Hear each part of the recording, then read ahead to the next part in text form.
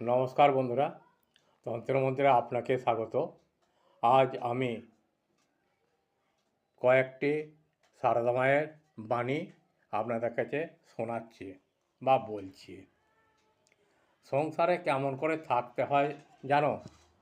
যখন যেমন তখন তেমন, যাকে যেমন তাকে তেমন, যেখানে যেমন সেখানে তেমন। 2, মা সারদা বলেছেন, সৎসঙ্গে মেশো, ভালো হতে চেষ্টা করো, ক্রমে সব হবে।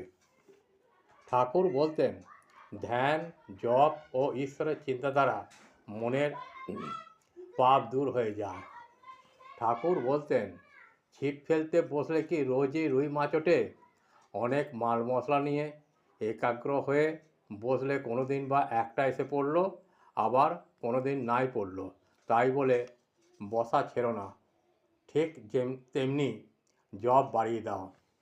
তিনি বলেছেন, ঈশ্বরের ইচ্ছা ছাড়া কিছুই হবার সাধ্য নেই।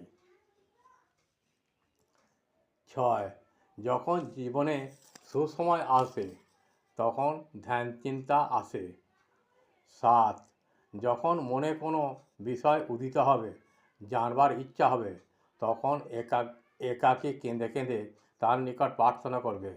তিনি সমস্ত মনের ময়লা ও কষ্ট দূর করে দেবেন আর বুঝিয়েও দেবেন।